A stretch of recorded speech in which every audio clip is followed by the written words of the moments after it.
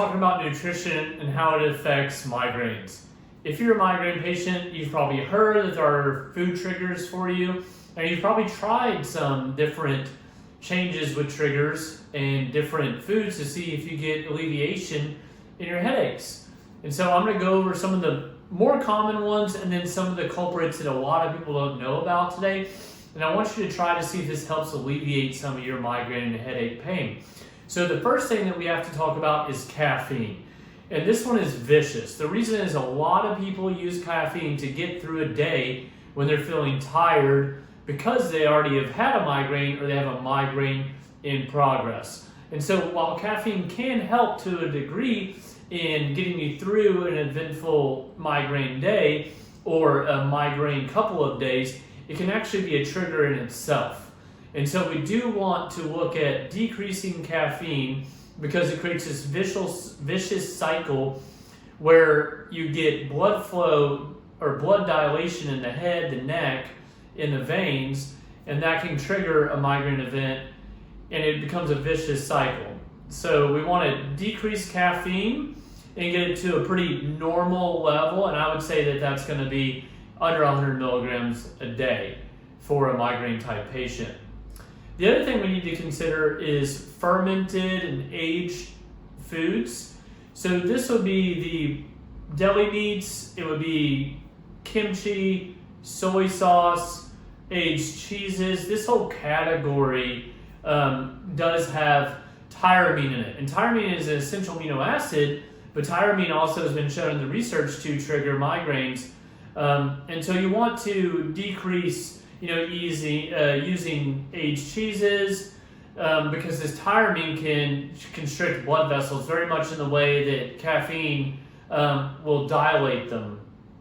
And so you want to decrease eating aged cheeses, fermented foods, and processed meats. Now, processed meats is an entire category of its own because processed meats tend to have a lot of nitrates and nitrites in them. And these preservatives in meats, which are to a degree, some of them have them no matter what, whether they add them or not, but a lot of them have additional added nitrates and nitrites, and that can cause a problem for people. And this has also been shown in the research to increase migraine days as well.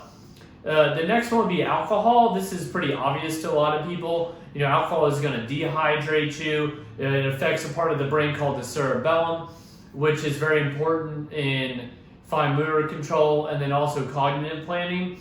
And so if you ingest alcohol, you can get dehydrated, you can have a trigger from the alcohol itself. And there's another type of alcohol that's very particular to this, and that's wine. So a lot of your red wines actually have sulfites in them, and the sulfites can be very irritating and can vasodilate the arteries and the blood vessels in the head and neck, causing migraine type pain. So watch out for alcohol, watch out for red wines. The healthiest alcoholic beverages you could drink if you're going to is going to be clear liquors like vodka and tequila. Stout beers is another option, potentially if you don't have a gluten sensitivity. And that's the next one, is gluten. So gluten can be very inflammatory to certain people. Whether you've been diagnosed with celiac or Crohn's disease or not, it can still be a cause of some of your problems. So definitely reduce gluten in your diet. Obviously that's going to be in beer as well. It's going to be in soy sauce. It's going to be in all of your breads. Some people have such bad sensitivities to gluten that on MRI scans you can see lesions in the brain. So definitely look at gluten and take that out of your diet. The other thing is dairy. Dairy is very inflammatory, and so you do need to reduce dairy from your diet. I would say don't eat anything more than the size of a Babel cheese slice, because dairy has a lot of proteins in it, and some of those proteins are antibodies that are ingested in the human body, causing a pro-inflammatory storm and could trigger your migraines as well. So one thing that you need to consider that's not just about the food is how often you eat. So blood sugar regulation is very important for migraineurs, and you have to keep it steady. You do not want spikes in blood sugar, and you don't want drops in blood sugar.